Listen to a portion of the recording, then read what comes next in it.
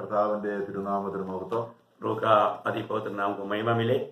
ഒരു പ്രാവശ്യം കൂടെ കർത്താവിന്റെ വചനത്തിന് മുൻപാകെ ആയിരിക്കാൻ കർത്താവ് നമുക്ക് അവസരം തന്നല്ലോ. और एक समय प्रभु के पवित्र उपस्थिति में प्रभु के वचन के साथ रहने के लिए प्रभु ने हमें अच्छा सुंदर अवसर दिया. കർത്താവിന്റെ വരവിനെ ബന്ധപ്പെടുത്തുന്നതാണ് ശരിയായ സഭ. प्रभु यीशु मसीह के आगमन को और भी जल्दी करवाने वाला बात प्रभु का मंडली करता है. സഭയുടെ ഒരുക്കവും സഭയുടെ വിശുദ്ധ ജീവിതവും കർത്താവിന്റെ വരവിനെ ദുരിതപ്പെടുത്തുന്നു. जब मंडली अगर तैयार हो जाए, अगर वो सही रीति में प्रभु के इंतजार में रहे, तो प्रभु के आगमन, प्रभु को आने के लिए प्रभु का उत्साह बढ़ाता है. ലോകവ്യാപകമായി തണുത്ത് മരവിച്ചിരിക്കുന്ന ദൈവസഭയെ ഉണർത്താൻ വേണ്ടിയാണ് കർത്താവ് ഈ കോവിഡ് എന്ന രോഗത്തെ അയച്ചിരിക്കുന്നത്. आपको ये जानना चाहिए कि दुनिया भर में जो मंडली बहुत ठंडापन अनुभव में पहुंच गया था, उनको जागृत करने के लिए प्रभु ने इस महामारी को, इस बीमारी को, इस कोविड को भेजा है. അപ്പൊ കർത്താവിന്റെ വരവിനെ ദുരിതപ്പെടുത്തുമ്പോൾ നമ്മളുടെ ഭാഗത്തു നിന്നുള്ള ഒരുക്കത്തിൽ പ്രധാനമായ ഒരു കാര്യം ഒരു വിശുദ്ധ ജീവിതം. जब प्रभु के आगमन को और भी तेज करना है, तो जो मंडली की तरफ से हमारे भाग से जो करना है वो एक पवित्र जीवन है.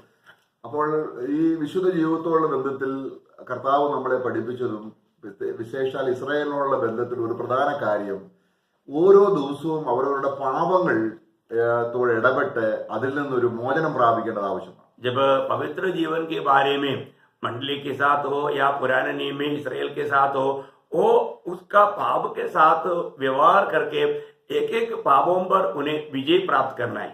കർത്താവ് നമ്മളെ പ്രാർത്ഥിക്കാൻ പഠിപ്പിക്കുമ്പോൾ ഗിരിപ്രഭാഷണത്തിൽ ഇങ്ങനെ കർത്താവ് പറയുന്നുണ്ട്. മത്തായിയുടെ സുവിശേഷം അതിന്റെ 6-ാം അധ്യായം 13-14 വാക്യങ്ങൾ നമ്മൾ വായിക്കുന്നു.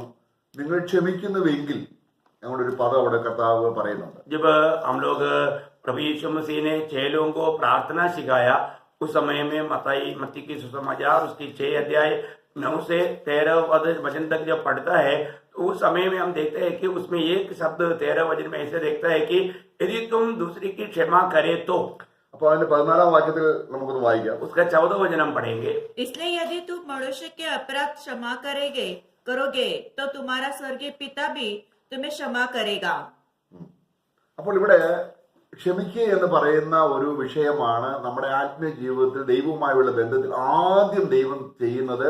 നമ്മുടെ മുഴുവൻ പാപവും ദൈവം ക്ഷമിക്കുകയാണ്. जब हमारा मसीह जीवन में प्रभु के साथ का संबंध में सबसे पहले प्रभु हमारा हर एक पापों को क्षमा करता है. നമ്മുടെ മുഴുവൻ ജീവിതത്തെയും പാപക്ഷമ എന്ന അനുഗ്രഹം കൊണ്ട് അനുഗ്രഹിച്ചാണ് അവൻ നമ്മളെ സ്വീകരിക്കുന്നത്. जब हमारा पूरा संपूर्ण जीवन को पाप का क्षमा दे करके प्रभु हमको स्वीकारते हैं. എന്നാൽ ദൈവം ക്ഷമിക്കുന്നത് തന്റെ പുത്രനായ ക്രിസ്തുവിലാണ് ക്ഷമിക്കുന്നത്. और प्रभु पिता परमेश्वर जो हमें क्षमा देता है, वो अपने पुत्र प्रभु यीशु मसीह में हमें क्षमा करता है.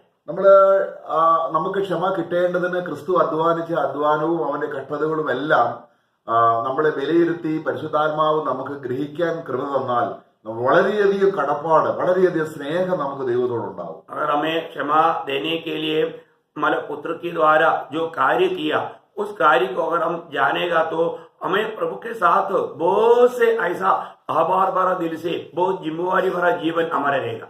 അപ്പൊ സമാജീവിതത്തിൽ നമ്മൾ പരസ്പരം ക്ഷമിക്കേണ്ടതും മറ്റുള്ളവരോട് ക്ഷമിക്കേണ്ടതിന്റെ അടിസ്ഥാനം ദൈവം നമ്മളോട് ക്ഷമിച്ചതിന്റെ വിസ്താരമായ അടിസ്ഥാനം കാണുന്നതിലാണ്. मंडली जीवन में हम एक दूसरे को क्षमा करना और दूसरे से क्षमा पाना, ये प्रभु ने जो हमारे साथ जो क्षमा दे करके हमें जो आदर्श दिया, वो आदर्श के ऊपर है. നമ്മുടെ രഹസ്യ ജീവിതത്തിൽ ഒരുപക്ഷെ മറ്റുള്ളവർ ഇടപെടുന്ന ഒരു വിഷയം വരുന്നില്ല എങ്കിൽ തന്നെയും നമ്മുടെ വ്യക്തിപരമായ ജീവിതത്തിൽ പാപത്തെ ദിനംതോറും നമ്മൾ കൈകാര്യം ചെയ്യുന്നത് എങ്ങനെയാണ് നമ്മൾ പഠിക്കുന്നത് കർത്താവിന്റെ വരവിൽ പ്രത്യാശ ഉളവാക്കുന്ന പരിശുദ്ധാത്മാവിന്റെ പ്രവൃത്തിയായി തീരും. हमारे जीवन में ये जानना है कि हमारा गुप्त जीवन में शायद ऐसा कोई एक दूसरे के साथ का वादा नहीं होगा, लेकिन व्यवहारों में जरूर एक दूसरे के साथ का संपर्क में कई प्रकार का कमी घटी होता है. इसलिए हमको हर एक लोगों के साथ अच्छा मेल मिलाव में एक दूसरे को सहते हुए, प्रेम करते हुए, क्षमा करते हुए जीवन बिताने की जरूरत है. നമ്മൾക്ക് ഈ പ്രത്യാശ പരിശുദ്ധാത്മാവ് നമ്മൾ ഉൽപ്പാദിപ്പിക്കുന്നതാണ്. जब हमें जो आशा जो है, ये पवित्र आत्मा हमारे अंदर उत्पन्न करता है. അവിടെ നമ്മൾ റോമലേഖനം 15-ാം അധ്യായം അതിന്റെ 13-ാം വാക്യത്തിൽ നമ്മൾ जब വായിക്കുന്നു. रोमियो का पत्री 15 अध्याय का 13 वचन में हम इस रीति में पढ़ता है। रोमियो का पत्री उसका 15 अध्याय उसका 13 वचन। परमेश्वर जो आशा का दाता है तुम्हें विश्वास करने में सब प्रकार के आनंद और शांति से परिपूर्ण करे कि पवित्र आत्मा की सामर्थ्य से तुम्हारी आशा बढ़ती जाए। നോക്കുക, എന്തുകൊണ്ടാണ് ആത്മാവിനെ നമ്മൾ ക്രിയ ചെയ്യാൻ കഴിയാത്തത്? क्यों आत्मा हमारे जीवन में कार्य नहीं करता?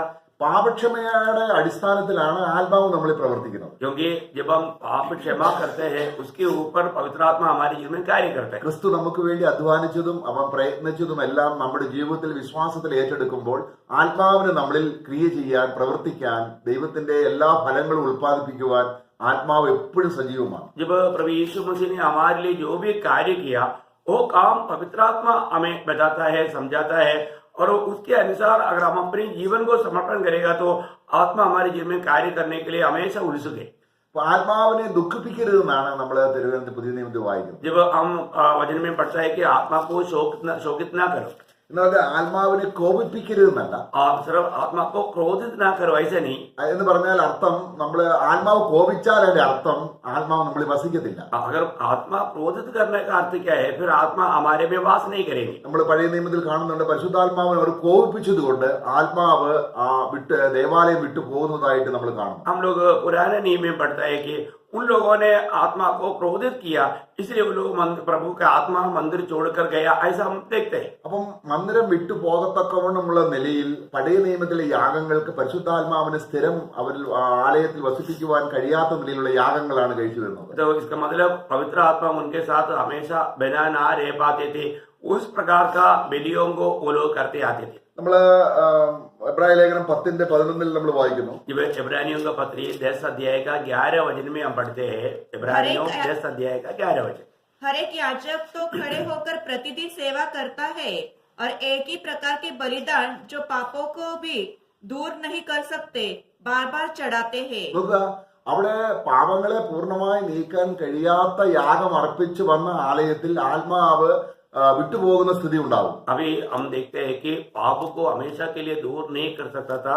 इस प्रकार का बलि करने वाला अनुभव में आत्मा छोड़कर जाने वाला अनुभव होते थे। തന്നെയല്ല, അവിടെ ഡെയിലി എന്ന് വായിച്ചിട്ടുണ്ട്. और वहां पर हम देखते हैं कि हर रोज की बात हम देखते हैं। അപ്പൊ പഴയ നിയമത്തിൽ ദിനംതോറും പാപങ്ങളുടെ ഒരു സെറ്റിൽമെന്റ് ഉണ്ട്. इसका मतलब पुराना नियम में हर रोज का ऐसा एक व्यवस्था है। നമ്മള് എബ്രായ ലേഖനം 7:27 വാക്യത്തിൽ വായിക്കുമ്പോൾ അവിടുത്തെ മഹാപുരോഹിതന്റെ കാര്യം, എല്ലാ ദിവസവും മഹാപുരോഹിതൻ തനിക്ക് തന്നെ പാപത്തിന് പരിഹാരം വരുത്തണം. हम इब्रानियों के पत्री 7 अध्याय का 27 वचन में हर रोज महायाजक को अपना ही पाप के लिए प्रायश्चित करने का जरूरत था। उन महायाजकों के समान उसे अवश्य नहीं कि प्रतिदिन पहले अपने पापों और फिर लोगों के पापों के लिए बलिदान चढ़ाए, क्योंकि उसने अपने आप को बलिदान चढ़ाकर उसे एक ही बार में पूरा कर दिया। ഓക്കെ ഇവിടെ നമ്മള് വായിക്കുകയാണ്, പഴയ നിയമത്തിലെ മഹാപുരുഷൻ ദിവസവും പാപങ്ങൾക്ക് പരിഹാരം വരുത്തണം, തനിക്ക് തന്നെ, പിന്നെ ജനത്തിന്റെ പാപത്തിനും പരിഹാരം വരുത്തണം. अभी हम देखते हैं कि पुराने नियम का महायाजक को भी प्रतिदिन अपना पाप का प्रायश्चित के लिए बलि करना पड़ता था। इतना ही नहीं, सारे लोगों का पाप का प्रायश्चित के लिए भी बलि करना पड़ता था। അപ്പൊ പഴയ നിയമത്തിൽ വിശുദ്ധ ദേവാലയത്തിൽ പരിശുദ്ധാത്മാവിന് സ്ഥിരം വസിക്കത്തക്ക രീതിയിൽ അടിസ്ഥാനമില്ല. इसका मतलब पुराने नियम में प्रभु का मंदिर में पवित्र आत्मा हमेशा रहने का ऐसा एक व्यवस्था नहीं था। എന്നാ പുതിയ നിയമത്തിൽ എന്തുകൊണ്ടാണ് ആത്മാവ് നമ്മളിൽ ദുഃഖിക്കുന്നെങ്കിലും നമ്മളെ വിട്ടുപോകാത്ത? परंतु नया नियम में जब हम देखते हैं कि आत्मा हमारे में दुखी होता है, तभी भी हमें छोड़कर नहीं जाता। क्यों? എന്തുകൊണ്ടാണ്? അത് നമ്മൾ എബ്രായ ലേഖനം 10:10 वो कारण इब्रानियों का पत्री 10 अध्याय का 10 वचन में है। इब्रानियों 10 अध्याय का 10 वचन।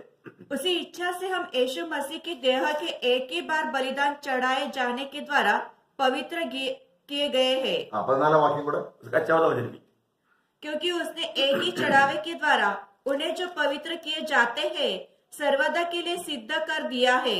നോക്കുക, ഇവിടെ എന്നേക്കുമുള്ള പാപപരിഹാരത്തിന്റെ അടിസ്ഥാനം കർത്താവിന്റെ ക്രൂശുമരണത്തിലൂടെ ലഭിച്ചതുകൊണ്ട് ആത്മാവിന് വിശുദ്ധ മന്ദിരമാകുന്ന അല്ലെങ്കിൽ സഭയെ വിട്ടുപോകുവാൻ കഴിയില്ല. यहाँ पर हम देखते हैं कि प्रभु यीशु मसीह का एक ही बार का चढ़ावा के द्वारा प्रभु ने हमारा आत्मा को शुद्ध किया, पवित्र किया।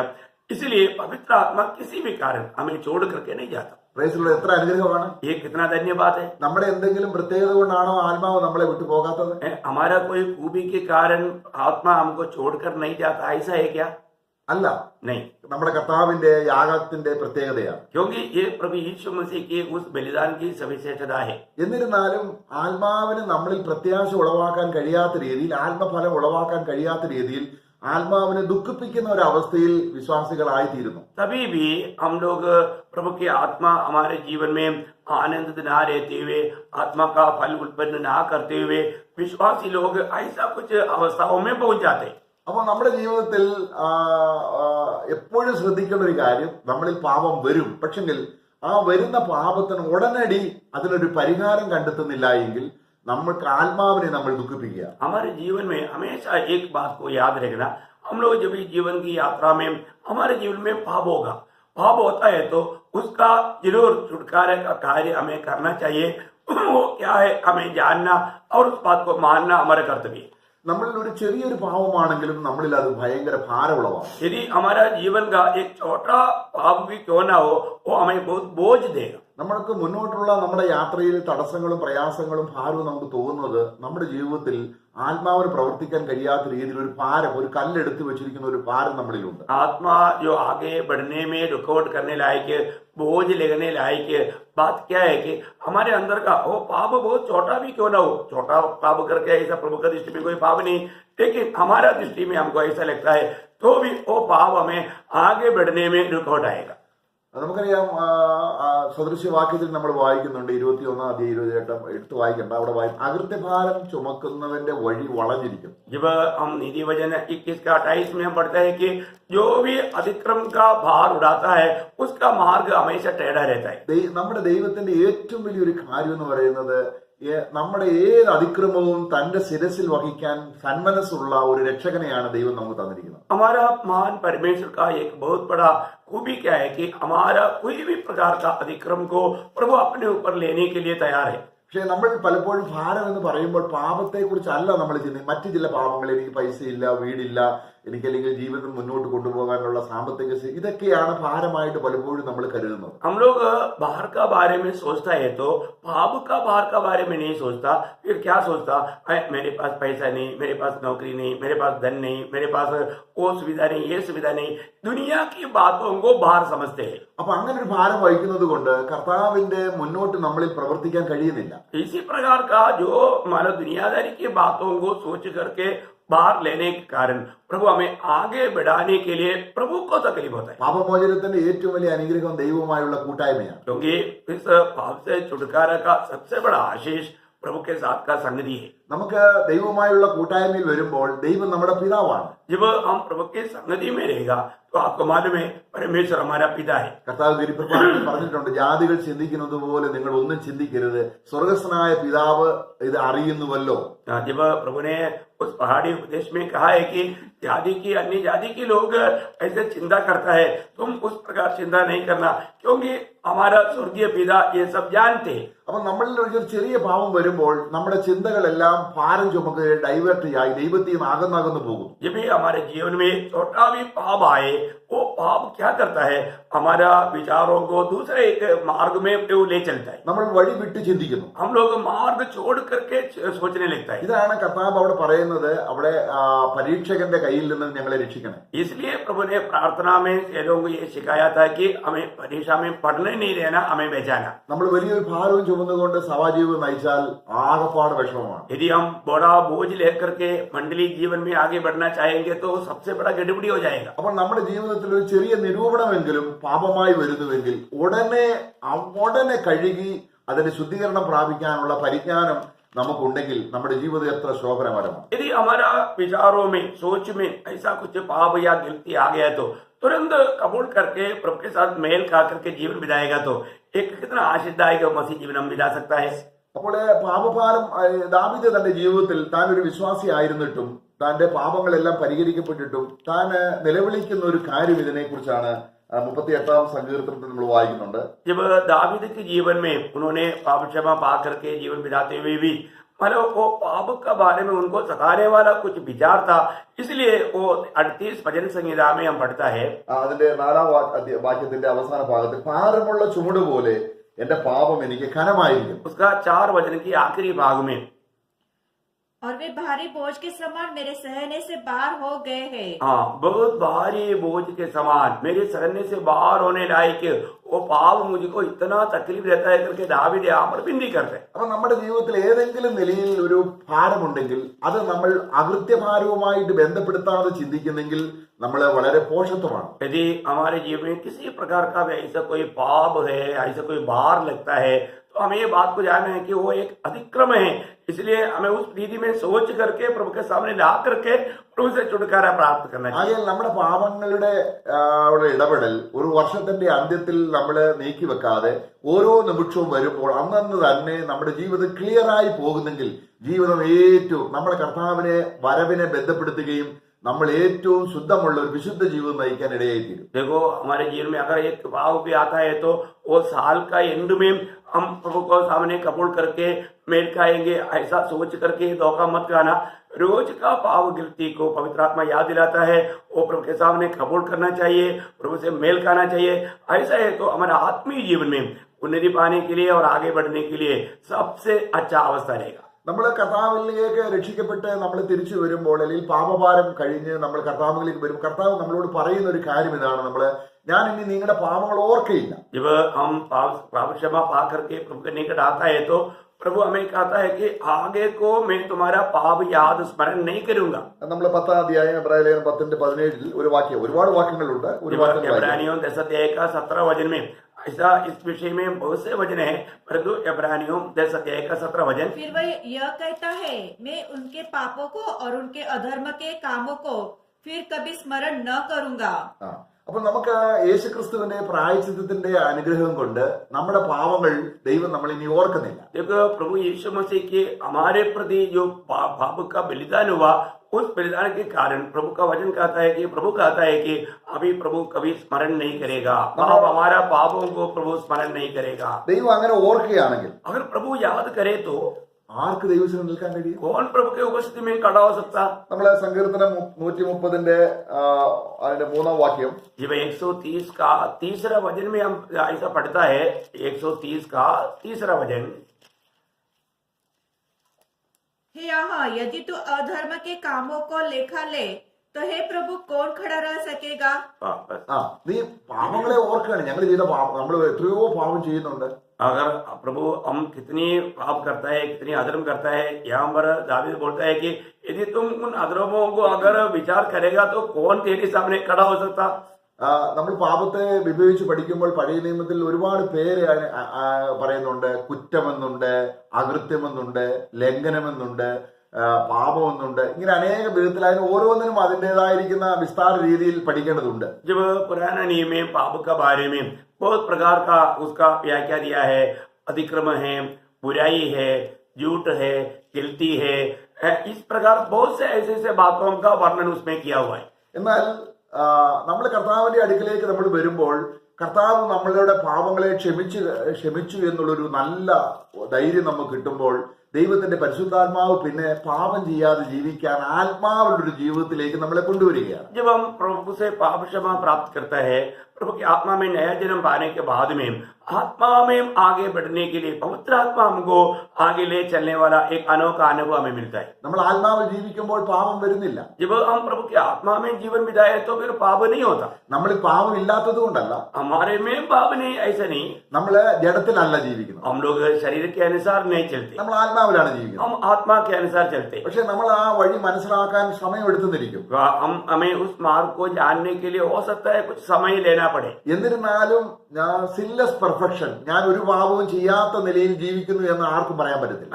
अगर मैं बिल्कुल पाप नहीं करता करके कोई भी उदार पाए हुए जन ऐसा गवाही नहीं दे सकता। ആ യോഗ്യത യേശുക്രിസ്തുവിന് മാത്രമേ ഉള്ളൂ. क्योंकि पाप नहीं करने वाला, पाप नहीं होता, पाप जिसमें नहीं, वो योग्यता सिर्फ प्रभु यीशु मसीह में है। അപ്പോൾ കർത്താവിന്റെ ഈ മഹത്വം നമ്മൾ കവർന്നെടുക്കരുത്. इसका मतलब क्या है कि अगर हम खुद को कहे कि मैं कोई पाप नहीं करता तो हम प्रभु का महिमा को छीन लेता है, ऐसा कोई भी ना करें। എന്നാൽ നമ്മുടെ ജീവിതത്തിൽ ഒരു പാപം വന്നുപോയാൽ परंतु हमारे जीवन में यदि कोई पाप आए, നമ്മൾ അതിനെ ബലഹീനത എന്ന് പറയരുത്. हम उस पाप को ये मेरा बलहीनता है, मेरा कमजोरी है, ऐसा कभी ना कहे। കാരണം നമ്മൾ പാപത്തോടുള്ള ബന്ധത്തിൽ നമ്മളിപ്പോ അങ്ങനെ ഒരു വീക്ക്നെസ് ഉണ്ട്, ഒരു ബലഹീനതയുണ്ട്, അത് ചെയ്തു പോകുന്നു, അത് ദൈവം ക്ഷമിക്കും. പക്ഷെ അങ്ങനെയല്ല നമ്മൾ പാപത്തെ കാണേണ്ടത്. कई बार कई लोग कहता है कि मेरे जीवन में ऐसा मेरे कमजोरी है, बलहीनता बोल के पाप को तुच्छ करता है, परंतु हमें ऐसा नहीं देखना चाहिए।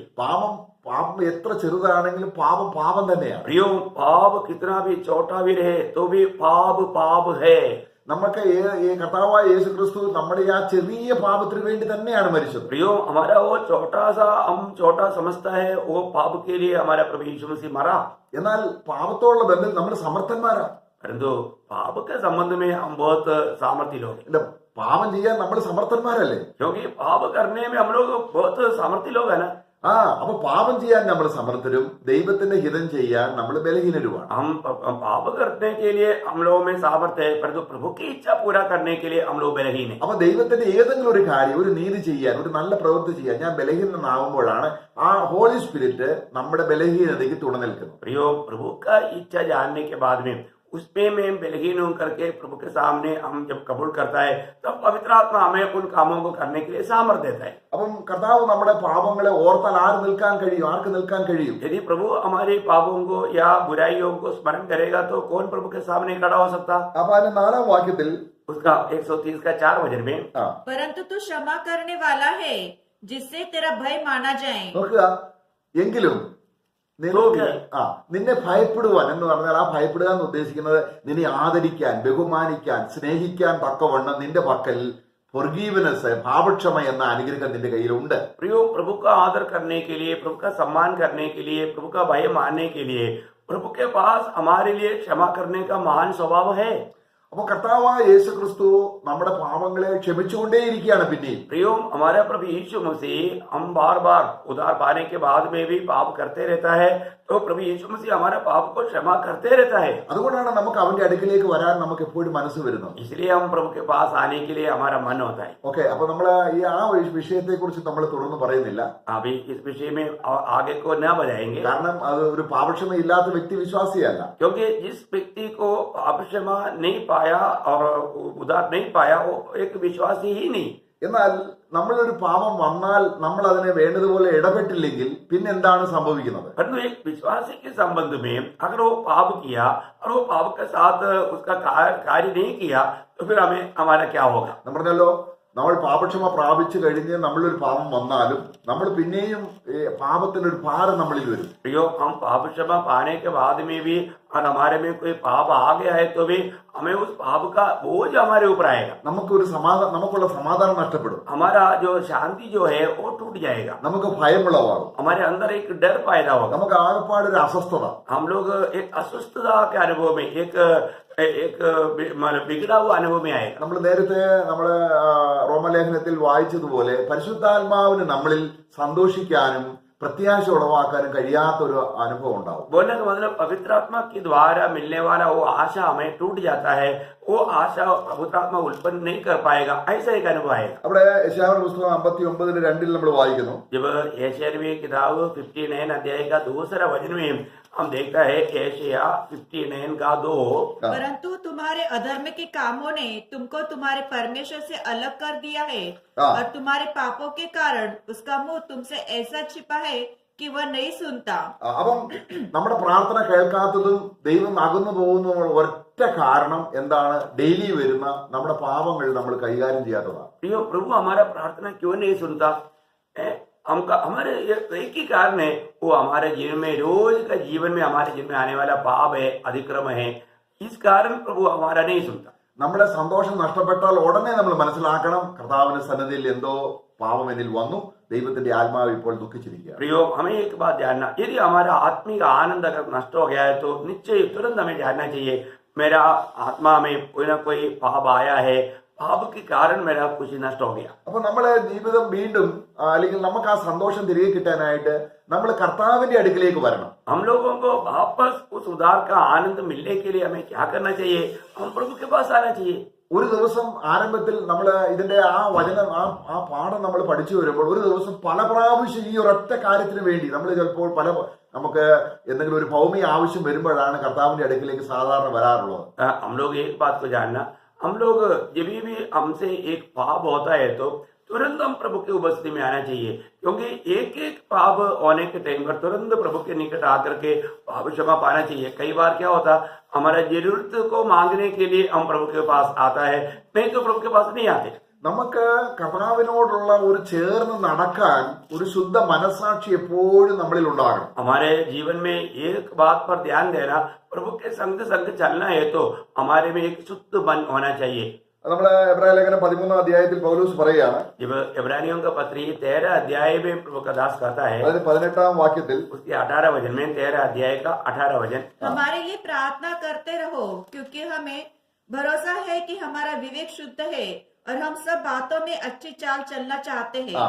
മനസ്സാക്ഷി ശുദ്ധമെങ്കിൽ നമുക്ക് നേരായി നടക്കാൻ കഴിയും. अगर हमारा विवेक शुद्ध है तो हम सीधे मार्ग में चल पाएंगे। നമ്മളൊരു പാപം വരുമ്പോൾ എന്ത് ചെയ്യുന്നു? जब हमारे जीवन में कुछ पाप आता है तो हम क्या करता, നമ്മുടെ മനസ്സാക്ഷി അശുദ്ധമാകും. हमारा विवेक अशुद्ध हो जाता है। അപ്പം വിശുദ്ധ ആത്മാവിന് നമ്മളുമായിട്ട് കൂട്ടായ്മ കിട്ടുന്നില്ല. तब पवित्र आत्मा हमारे साथ सही रीति में संगति नहीं कर पाता। അപ്പൊ നമ്മൾ ചിന്തിക്കുന്നത് പോലെ വലിയ വ്യഭിചരിക്കുക, മദ്യപിക്കുക അങ്ങനെയൊക്കെയുള്ള പാപങ്ങൾ നമ്മൾ പലപ്പോഴും ചിന്തിക്കുന്നുണ്ട്. कई बार हम लोग क्या सोचते हैं कि बड़े बड़े पाप जैसा व्यभिचार करना, हमारा चोरी करना, हत्या करना, ऐसा पाप हम पाप समझते हैं। എന്നാൽ പാപം എന്ന് പറയുന്നത് എന്താണ്? परंतु पाप क्या है प्रियो? ദൈവാത്മാവിനെ അസഹ്യപ്പെടുത്തുന്ന ഒരു ചെറിയ കാര്യം പോലും പാപമാണ്. जब पवित्र आत्मा को शोकित करने वाला एक छोटा सा विचार तक, वो मतलब जो भी छोटी सी छोटी है वो भी पाप है। അപ്പോസ്തലനായ പൗലോസ് തീത്തോസിന് ലേഖനം എഴുതുമ്പോൾ ക്രേത്തയിലുള്ള വിശ്വാസികൾ ആരോഗ്യവാന്മാരായി തീരാൻ അവരെ പഠിപ്പിക്കാൻ പറയും ഒരു കാര്യം പറയുന്നുണ്ട്. जब पौलुस तीतुस को जब पत्र लेने के समय में क्रेते की विश्वासियों के बारे में एक खास उड़ाकर कहता है, കാരണം അവരുടെ മനസ്സ് ശുദ്ധമല്ലാത്തത് കൊണ്ട് അവരുടെ മനസ്സാക്ഷി ശുദ്ധമല്ല. उनका विवेक शुद्ध नहीं, इसलिए उनका विवेक अच्छा नहीं। അവിടെ ഈ ക്രേത്തയിലുള്ളവര് ആത്മീയരാണെന്ന് പറയുന്നെങ്കിലും അവരുടെ മനസ്സാക്ഷി എപ്പോഴും അശുദ്ധമായതുകൊണ്ട് ദുർപ്രവൃത്തികൾ ചെയ്യുന്നു. उस क्रेते के लोग मतलब उनका जो मन की गवाही पवित्र ना रहने के कारण वे लोग हमेशा इस प्रकार का एक उलझन में ऐसा रीति में जीवन बिताता है। उनके बारे में पौलुस कहता है, തീത്തോസ് 1 तीतुस पहला अध्याय അതിന്റെ 15 വാക്യം, उसका 15 वचन, तीतुस पहला अध्याय का 15 शुद्ध वचन। लोगों के लिए सब वस्तुएं शुद्ध है, पर अशुद्ध और अविश्वासियों के लिए कुछ भी शुद्ध नहीं, वरन उनकी बुद्धि और विवेक दोनों अशुद्ध हैं। നോക്കുക, ആദ്യം ബുദ്ധി എന്ന് പറഞ്ഞാൽ മനസ്സ്. बुद्धि बोलेगा तो मन, മനസ്സ് അശുദ്ധമായാൽ ഉടനെ മനസ്സാക്ഷി അശുദ്ധമാവും. मतलब मन अगर अशुद्ध है तो मन का गवाही या विवेक भी अशुद्ध हो जाता है। ദൈവാത്മാവ് എവിടെയാ വസിക്കുന്നത്? और पवित्र आत्मा कहाँ रहता है? നമ്മുടെ മനസ്സിലല്ല, हमारे मन में नहीं, നമ്മുടെ ആത്മാവിലാണ്. हमारे आत्मा में। നമ്മുടെ ആത്മാവിനോടുള്ള ബന്ധത്തിലാണ് ഈ മനസ്സാക്ഷി എന്ന് പറയുന്നത്. आत्मा के संबंध में हम इस यहाँ पर विवेक करके या मन का गवाही करके इसे देखता है। അപ്പൊ പഴയ നിയമത്തിൽ അവർക്ക് ദിവസത്തിൽ ഒരിക്കൽ ശുദ്ധി പ്രാവശ്യം മതിയായിരുന്നു. पुराने नियम में उनको दिन में एक ही बार शुद्ध होना काफी था, കാരണം അവരുടെ ഹൃദയത്തിൽ ദൈവം വസിക്കുന്നില്ല. क्योंकि उनका हृदय में प्रभु वास नहीं करता। ഇവിടെ നമുക്ക് ഒരു ഡെയിലി എന്നുള്ള ഒരു കാര്യമല്ല. परंतु यहाँ पर हमारा डेली की ऐसा शुद्ध पाने का बात नहीं। എപ്പോൾ മനസ്സാക്ഷി അശുദ്ധമായി അപ്പോൾ തന്നെ ശുദ്ധരായി തീരേണ്ടത് അവർ. प्रियो, जब भी हमारा विवेक अशुद्ध बन गया तुरंत हमें उसको छुटकारा पाना चाहिए, पवित्रता प्राप्त करना चाहिए। കാരണം പരിശുദ്ധാത്മാവ് ഇന്ന് ദേവാലയത്തിൽ അല്ലെങ്കിൽ അക്ഷരീയമായ ഒരു ദേവാലയത്തിലല്ല. आज पवित्र आत्मा दुनिया का रीति के कोई मंदिर में नहीं रहता। എവിടെയാണ്? कहाँ पर रहता है? ആ കർത്താവ് ക്രൂശിൽ മരിച്ച് രക്ഷിച്ച ആ വിശ്വാസിയുടെ ആത്മാവിലാണ് പരിശുദ്ധാത്മാവ് വസിക്കുന്നത്. जिस व्यक्ति के लिए प्रभु यीशु मसीह मरकर जी उड़ा, उस व्यक्ति की आत्मा में प्रभु की आत्मा रहता है। നമ്മൾ ഇവരുടെ മനസ്സ് അശുദ്ധമാകുന്നത് കൊണ്ട് മനസ്സാക്ഷി എന്തായി തീരുന്നു? അശുദ്ധമാകും. अब ये क्रेता का विश्वासियों का मन या उनका विवेक अशुद्ध है, इसलिए उनका दिल भी अशुद्ध है। പൗലോസ് എന്താ വായിച്ചത്? നമ്മൾ നേരത്തെ വായിച്ചത്, ഞങ്ങൾ സകലത്തിൽ നല്ലവരായി നടക്കാൻ ഒരു നല്ല മനസ്സാക്ഷി ഞങ്ങൾക്കുണ്ട് എന്നാണ് പറയുന്നത്. पौलुस हमेशा ये बात का गवाही देता है कि हम प्रभु की उपस्थिति में एक अच्छा विवेक के साथ चलने के लिए हमें एक अच्छा मन है बोलते हैं। ഇവിടെ നമ്മൾ നോക്കുക, ഇവിടെ മനസ്സാക്ഷി അശുദ്ധമായതുകൊണ്ട് यहाँ पर विवेक अशुद्ध होने के कारण അതിന്റെ 16 വാക്യത്തിൽ വായിക്കണം. उसका 16 वचन, वे कहते हैं कि हम परमेश्वर को जानते हैं हाँ। पर अपने कामों से उसका इनकार करते हैं। നോക്കുക, എന്തുകൊണ്ടാണ് തങ്ങൾക്ക് ഒരു പ്രവൃത്തി വരാത്തത്? अभी देखिए उन लोगों के जीवन में कुछ अच्छा काम क्यों नहीं होता? കാരണം അവരുടെ മനസ്സ് എപ്പോഴും അശുദ്ധമായതുകൊണ്ട് ദൈവാത്മാവിന് നമ്മളിൽ ഒരു നല്ല പ്രവൃത്തി ചെയ്യാൻ പറ്റത്തില്ല. क्योंकि उनका विवेक अशुद्ध है, इसलिए प्रभु की आत्मा हमारे में इस प्रकार प्रभु का योग्य अच्छा काम नहीं कर पाता। നമ്മളിൽ ഒരു നല്ല പ്രവൃത്തി വരണമെങ്കിൽ ഹോളി സ്പിരിറ്റിന്റെ സഹായം വേണം. हमारे में एक अच्छा भले काम आना है तो हमें पवित्र आत्मा का मदद चाहिए। നമ്മുടെ കർത്താവിനെ തന്നെ നമുക്ക് നോക്കാം. यदि हम अपने प्रभु यीशु मसीह को देखें तो നമ്മുടെ കർത്താവിനെ നമ്മൾ നോക്കുമ്പോൾ അപ്പോസ്തലപ്രവൃത്തി 10 അധ്യായത്തിൽ പത്രോസിന്റെ പ്രസംഗത്തിലുണ്ട്. जब प्रेरितों काम 10 अध्याय में पत्रोस की प्रचार में हम एक बात को देखता है। അവിടെ അതിന്റെ 10 അധ്യായത്തിന്റെ 32 വാക്യം ഒന്ന് വായിച്ചാൽ. उस 10 अध्याय का 32 वचन हम पढ़ेंगे। 38 वाक्യം. 38 वचन मतलब प्रेरितों काम 10 अध्याय उसकी 38 वचन। परमेश्वर ने किसी रीति से यीशु नासरी को पवित्र आत्मा और सामर्थ से अभिषेक किया। वो भलाई करता और सबको जो शैतान के सताए हुए थे अच्छे करता फिरा। നോക്കുക, അവിടെ എങ്ങനെയാണ് നമ്മൾ വായിക്കുമ്പോൾ, ദൈവം അവനോടുകൂടി ഇരുന്നത് കൊണ്ട് അവൻ നന്മ ചെയ്തു എന്നാണ്. जब प्रभु उनके साथ रहा इसलिए वो भलाई करता रहा करके हम पढ़ता है।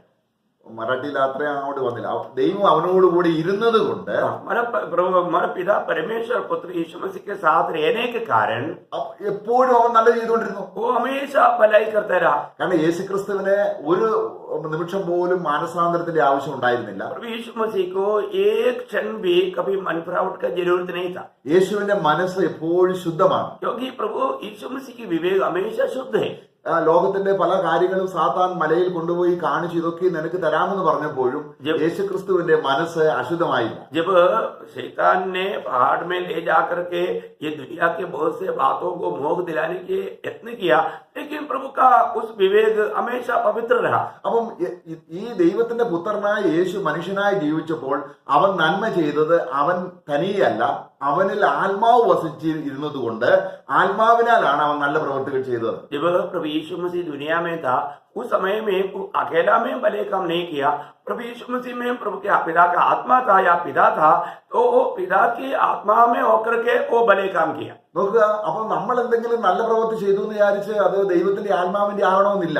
प्रियो, हम लोग कोई भला काम किया वो प्रभु की आत्मा का होना कोई जरूरी नहीं। എന്നാൽ നമ്മെ സംബന്ധിച്ചിടത്തോളം യേശുവിന്റെ മനസ്സ് പോലെ, കാരണം യേശുവിന്റെ മനസ്സ് ശുദ്ധമാണ്, ഒരിക്കൽ പോലും പാപത്തിന് ചിന്ത വന്നിട്ടില്ല. प्रभु यीशु मसीह की विवेक हमेशा पवित्र रहा, कभी भी एक बार भी कोई अशुद्ध चिंता या कोई भावना नहीं आई। എന്നാൽ നമ്മൾ പാപികളായിരുന്നു, परंतु हम लोग पापी थे, നമ്മുടെ മനസ്സിനെ സാത്താൻ ഉപയോഗിച്ചു. हमारा इस विवेक को शैतान ने इस्तेमाल किया। നമ്മൾ ദുഷ്ടചിന്തകളുമായി ജീവിച്ചവരാണ്. हम बहुत बुरी अभिलाषाओं के साथ जीवन बिताए हुए लोग थे। അതുകൊണ്ട് നമ്മൾ രക്ഷിക്കപ്പെട്ടാലും നമ്മുടെ മനസ്സിൽ ഇപ്പോഴും സാത്താൻ ക്രിയ ചെയ്യാം. अभी हम उधार पाने के बाद भी हमारे दिल में विवेक में शैतान काम कर सकता है। നമ്മുടെ മനസ്സിലേക്ക് ദുഷ്ടചിന്തകൾ കൊണ്ടുവരും. हमारा मन में हमारा विवेक में अशुद्ध बातें विचार लाता है। അവൻ മനസ്സ് മലിനപ്പെട്ടാൽ अगर इस प्रकार हमारा विवेक अशुद्ध हो जाए, അതിന്റെ ഫലം എവിടെ വരും? उसका असर कहाँ पर आएगा? നമ്മുടെ മനസാക്ഷിയെ ബാധിക്കും. हमारा उस विवेक में आएगा। മനസാക്ഷി മലിനപ്പെട്ടാൽ നമുക്ക് ഒരു ദുർജീവിതം നയിക്കുന്നതിന് ഒരു തടസ്സവുമില്ല. प्रियो, अगर हमारा विवेक अशुद्ध हो गया तो फिर हमें एक बुरी जीवन, एक गलत जीवन, गंदी जीवन बिताने के लिए कोई मुश्किल नहीं। എന്നാൽ परंतु നമ്മളിൽ ഒരു ദുഷ്ടചിന്ത വന്നാൽ അത് തെറ്റാണെന്ന് നമ്മളെ ബോധ്യപ്പെടുത്താൻ ദൈവത്തിന്റെ സംവിധാനം നമ്മളിലുണ്ട്. അതാണ് ആത്മാവ് നമ്മളിൽ വസിച്ച് ദൈവത്തിന്റെ വചനത്തിലൂടെ. നമുക്ക് എബ്രായ ലേഖനം, നമ്മൾ ഈ വചനം എപ്പോഴും വായിച്ച് ധ്യാനിച്ചിരിക്കുന്നതിന്റെ പ്രത്യേകത എന്താണെന്ന് ചോദിച്ചാൽ, എബ്രായ ലേഖനം 4:12 വായിച്ച് വചനം എങ്ങനെയാണ് ക്രിയ ചെയ്യുന്നത്? ആത്മാവാണ് വചനത്തിലൂടെ ക്രിയ ചെയ്യുന്നത്. प्रियो, इब्रानियों 4:12 हम पढ़कर देखना, क्योंकि हमारे जीवन में जब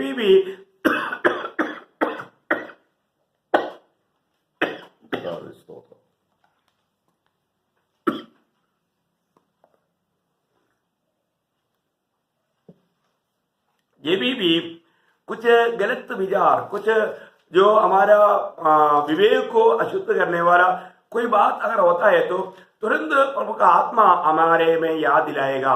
तो इसलिए इब्रानियों 4:12 में क्या करता है वचन, क्योंकि परमेश्वर का वचन जीवित और प्रबल और हर एक दोधारी तलवार से भी बहुत चौका है और प्राण और आत्मा को और गांठ गांठ और गुदे गुदे को अलग करके आर पार छेदता है और मन की भावनाओं और विचारों को जांचता है। നോക്കുക, നമ്മുടെ മനസ്സിന്റെ ചിന്തയെ വിവേചിച്ച് ഉടനെ നമ്മളെ ബോധ്യപ്പെടുത്തുന്നു. हमारा मन की विचारों को भावनाओं को भी वो जांचता है और हमें समझाता है। തെറ്റാണെങ്കിൽ തെറ്റെന്ന് പറയുന്നു. अगर गलत है तो गलत है करके कहता है। അപ്പൊ നമ്മുടെ ഉള്ളിൽ തിരഞ്ഞെടുക്കുന്ന ഏത് വിഷയം സംബന്ധിച്ചും അത് ശരിയായി നടത്താൻ ആത്മാവിനെ നമുക്ക് തന്നിരിക്കുകയാണ്. हमारे जीवन में हमें विचार करने वाला बातों को भी परखने के लिए प्रभु ने अपने आत्मा हमको दिया है। നമ്മൾ നേരത്തെ നമ്മളിൽ ഉണ്ടായിരുന്ന ആത്മാവ് ഏതാണ്?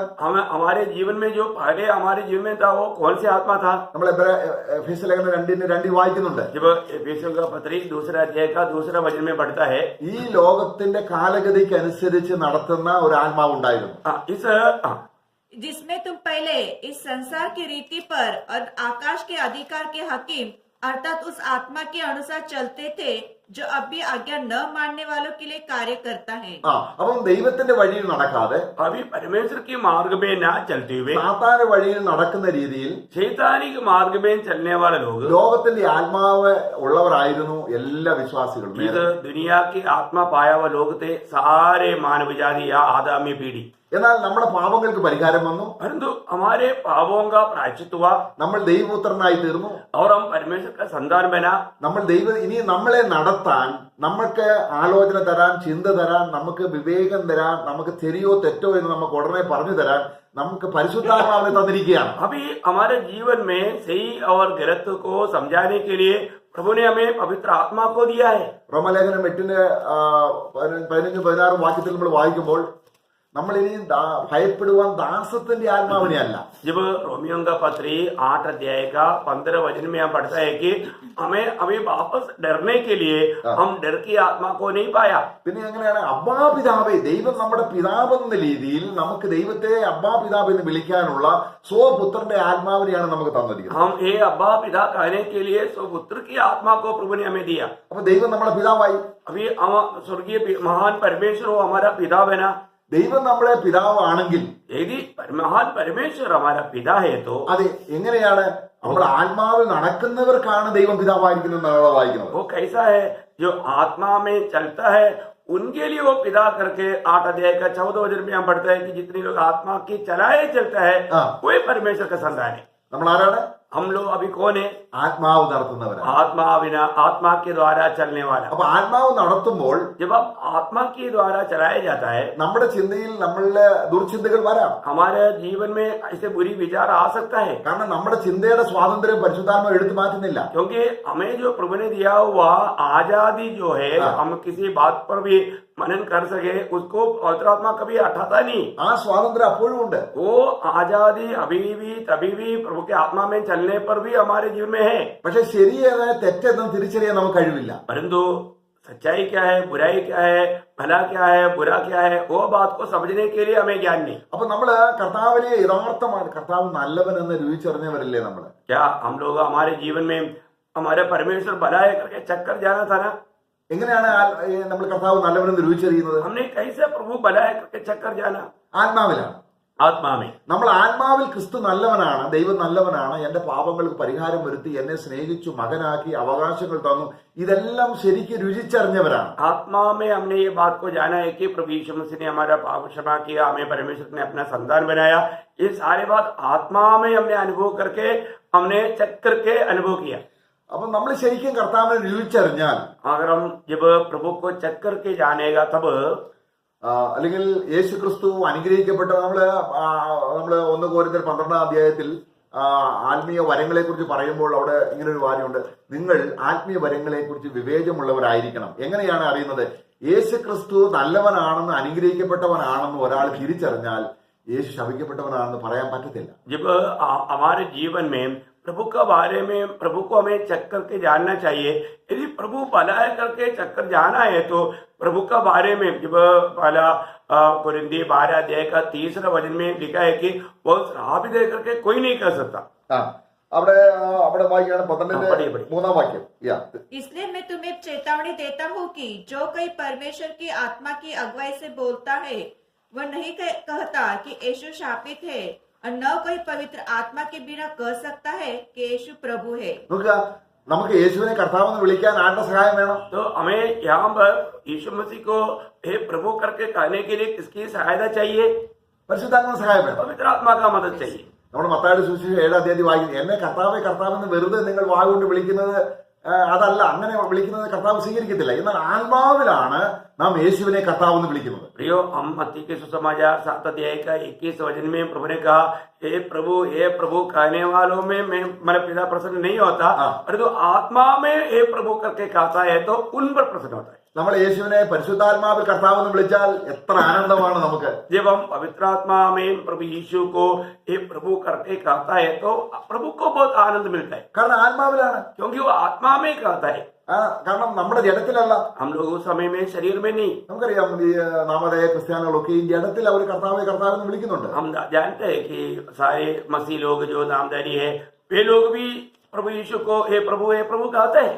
അവർ ദൈവത്തെ പിതാവെന്ന് വിളിക്കുന്നുണ്ട്. वो महान परमेश्वर को पिता भी कहते हैं। പക്ഷെ ലോകത്തിലുള്ള മനുഷ്യനെ അവർ കർത്താവെന്ന് വിളിക്കും, ലോകത്തിലുള്ള മനുഷ്യരെയും പിതാവെന്ന് വിളിക്കും. परंतु वो लोग दुनिया के लोगों को भी प्रभु कहता है, दुनिया के लोगों को भी पिता कहता है, കാരണം അവർക്ക് ആത്മാവിന് ജ്ഞാനമില്ല. क्योंकि उनको पवित्र आत्मा में वो प्रकाश नहीं। നമ്മുടെ ആത്മാവിന്റെ ആ പരിജ്ഞാനം ഉണ്ടെങ്കിൽ അബ്രഹാമിന്റെ വീട്ടിൽ വന്ന 3 പേരെയും മാസ്റ്റേഴ്സ് അല്ലെങ്കിൽ യജമാനന്മാരെ എന്ന് വിളിക്കാൻ കഴിയാതിരുന്നത് അബ്രഹാമിൽ ആത്മാവിന്റെ നിയോഗം ഉണ്ടായിരുന്നു. अभी हमें ये बात को जानना है कि प्रभु को प्रभु कहना है तो उस ज्ञान चाहिए। अब्राहम का घर में 3 लोग आया, उनमें मतलब स्वामियों करके उनको तीनों को नहीं बुलाया, क्योंकि अब्राहम में आत्मा का ज्ञान था। അപ്പൊ നമ്മള് കർത്താവിനെ ആത്മാവിൽ അല്ലെങ്കിൽ അതും പാപമാണ്. കാരണം കർത്താവിനെ ആത്മാവിലെ കർത്താവിനെ വിളിക്കാൻ പറ്റത്തുള്ളൂ. നമ്മൾ എത്രയോ പ്രാവശ്യം കർത്താവിനെ വിളിക്കുന്നു. हम लोग प्रभु को बार बार हे प्रभु कहता है, परंतु आत्मा में जब तक हम नहीं बुलाता तब हम प्रभु को आनंद नहीं मिलता। ഒരു വിശ്വാസി രക്ഷിക്കപ്പെട്ടതിന് ശേഷം एक विश्वासी उद्धार पाने के बाद അവൻ യേശുവിനെ യേശു എന്ന് വിളിക്കത്തില്ല. यीशु को यीशु करके कभी नहीं कहेगा, കാരണം അവന്റെ പാപങ്ങൾക്ക് പരിഹാരം വരുത്തിയ ശേഷം ഈ യേശു അവൻ കർത്താവാണ്. क्योंकि उसकी पाप का क्षमा पाने के बाद में यीशु उनका प्रभु है। അപ്പൊ പിന്നെ അവൻ എപ്പോഴെല്ലാം കർത്താവിനെ വിളിക്കുമ്പോൾ അവൻ യേശു എന്ന് പറയുമ്പോൾ കർത്താവായ യേശു അല്ലെങ്കിൽ ക്രിസ്തു യേശു ആ കർത്താവിന്റെ ആ മഹത്വീകരിക്കപ്പെട്ട സ്ഥിതിയിലാണ് ഹോളി സ്പിരിറ്റ് അവനെ സഹായിക്കുന്നത് വിളിക്കാൻ. जब वो उद्धार पाने के बाद में वो ध्यान से सुनना, आज भी बहुत लोग यीशु कहता है, परंतु प्रियो एक उद्धार पाया व्यक्ति यीशु मसीह उनका प्रभु है करके जानने के बाद में एक ही वो प्रभु यीशु बोलेगा, नहीं तो यीशु मसीह कहेगा, परंतु यीशु सिर्फ नहीं बोलेगा। പ്രിയമുള്ളവരെ, നമ്മൾ ശരിക്കും ആത്മാവിന്റെ ജ്ഞാനത്തിലേക്ക് വന്നാൽ ഈ വൃതാവായിട്ട് യേശുവിനെ യേശു എന്ന് വിളിച്ചതും ഇനി കർത്താവെന്ന് വിളിച്ചാൽ പോലും ആത്മസഹായം ഇല്ലെങ്കിൽ നമുക്കൊരു മാനസാന്തരം, കാരണം നമുക്ക് അത് ദൈവത്തിന്റെ അത് ജഡത്തിന്റെ പ്രവൃത്തിയാണ്. प्रियो, हम प्रभु में आने के बाद में यदि आत्मा के द्वारा ये सच्चा ज्ञान अगर हम प्राप्त करके यीशु मतलब प्रभु यीशु को प्रभु सिर्फ अपने बुद्धि में कहता है तो हमें कोई प्रयोजन नहीं, पर जो हम आत्मा में प्रभु कहता है तो उसपे हमारा आत्मिक उन्नति होता है, प्रभु को आनंद होता है। और ऐसा नहीं है तो हम बहुत बड़ा धोखा में। യേശുവിനെ കർത്താവെന്ന് വിളിക്കുന്നതിൽ ഒരു വലിയ സന്തോഷമുണ്ട്. प्रियो, प्रभु यीशु को ये प्रभु करके जब कहता है तो हमें आत्मा में बहुत बड़ा आनंद मिलता है। നിങ്ങൾക്ക് പഴയ നിയമത്തിൽ പോലും അങ്ങനെയാണ്. നമുക്ക് പഴയ നിയമത്തിൽ യഹോവ എന്ന് അവനെ വിളിക്കുന്നത് കർത്താവ് എന്ന് വിളിക്കുന്നത് ആത്മാവിലാണ്. प्रियो, पुराने नियम में तक जो यहोवा करके जो कहता था वो ऐसे नहीं कहता था, वो आत्मा में कहता था। കർത്താവ് ഭൂമിയിലായിരുന്നപ്പോൾ യഹൂദന്മാര് ശാസ്ത്രിമാരും പരീശന്മാരും കൂടിയിരുന്ന സമയത്ത് കർത്താവ് ഒരു ചോദ്യം ചോദിച്ചു. जब प्रभु यीशु मसीह दुनिया में था, जब शास्त्री फरीसी लोग वहां पर एकत्रित थे, उनसे प्रभु यीशु मसीह ने एक सवाल पूछा। നമുക്കത് മത്തായി സുവിശേഷം 22-ാം അധ്യായം 41 മുതലുള്ള 43 വരെയുള്ള വാക്യങ്ങൾ വായിക്കാം. जब मत्ती के सुसमाचार 22 अध्याय का 41 से हम पढ़ेंगे उसका 43 तक 43 तक। मत्ती 22 अध्याय का 41 से 43। जब फरीसी इकट्ठे थे तो यीशु ने उनसे पूछा, मसीह के विषय में तुम क्या सोचते हो, वह किसका पुत्र है? उन्होंने उसे कहा, दाऊद का। उसने उनसे पूछा, तो दाऊद आत्मा में होकर उसे प्रभु क्यों कहता है? ഇവിടെ വാക്യം കിട്ടിയോ? हमको वो बात समझ में आया। हम बहुत प्रार्थना के साथ आत्मा में रहकर बात को सुनना। നോക്കുക, യഹൂദന്മാര് അല്ലെങ്കിൽ യഹൂദന്മാരോട് കർത്താവ് ചോദിക്കുക, अभी यहाँ पर उस यहूदी लोगों को, ज्ञानी लोगों को, विद्वान लोगों को प्रभु पूछ रहा है, ക്രിസ്തു ആരുടെ മകൻ? मतलब मसीह किसका बेटा? അവർ പെട്ടെന്ന് പറഞ്ഞു, ദാവീദിന്റെ പുത്രൻ. उन्होंने तुरंत गवाही उत्तर दिया कि दावीद का पुत्र है। ഉടനെ കർത്താവ് ചോദിച്ചത് എന്താണ്? तुरंत प्रभु यीशु ने क्या पूछा, आप देखा? ദാവീദ് എന്നെ ജഡത്തിൽ കർത്താവ് എന്നല്ല വിളിച്ചത്. हाँ, दावीद मुझे शरीर में प्रभु करके नहीं कहा। Praise the Lord. Praise the Lord. बहुत ध्यान से सुनना प्रिय। ആ, ദാവീദ് ആത്മാവിൽ, പരിശുദ്ധാത്മാവിൽ എന്നെ കർത്താവ് എന്ന് വിളിച്ചു. आत्मा में दावीद ने मुझको प्रभु करके कहा, आत्मा में। കണ്ടോ? बहुत ध्यान से सुनना। നമ്മൾ നേരത്തെ പറഞ്ഞു, പഴയ നിയമത്തിൽ പരിശുദ്ധാത്മാവ് അവരെ ക്രോധത്താൽ അല്ലെങ്കിൽ അവരുടെ പാപ നിമിത്തം ആളെ വിട്ടുപോയി. जब हम पहले भी देखा था, जब मतलब पवित्र आत्मा को दुख देने के कारण, पाप करने के कारण पवित्र आत्मा मतलब दुखी होकर के, क्रोधित होकर के वो मंदिर छोड़ कर गया। എന്നാൽ ആ കാരണം അത് പാപത്തിന് ശാശ്വതമായ ഒരു പരിഹാരം വരുത്താൻ ആലയത്തിന് അന്ന് കഴിഞ്ഞിരുന്നില്ല. क्योंकि आपको मालूम है, व्यवस्था के द्वारा या उस समय में पाप करने वाला लोगों को पाप से पूर्ण रीति में एक छुटकारा देने का प्रोग्राम या कार्य उस समय में नहीं था।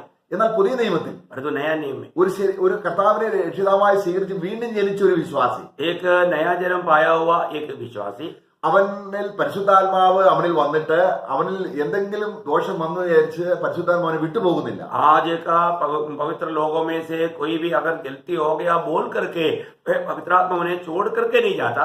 എന്നാൽ ആത്മാവ് ദുഃഖിക്കുന്നതിൽ ഒരു കാര്യം നമ്മൾ മനസ്സിലാക്കണം, ഞാൻ യേശുവിനെ ജഡത്തിൽ കർത്താവെന്ന് വിളിക്കുമ്പോഴും ആത്മാവ് ദുഃഖിതനാണ്. परंतु प्रियो, एक बात जानना, अगर आत्मा दुखी होता है तो मैं शरीर में, मेरी बुद्धि में, मेरी ज्ञान में, मतलब प्रभु यीशु को सिर्फ यीशु कहता है तो आत्मा दुखी।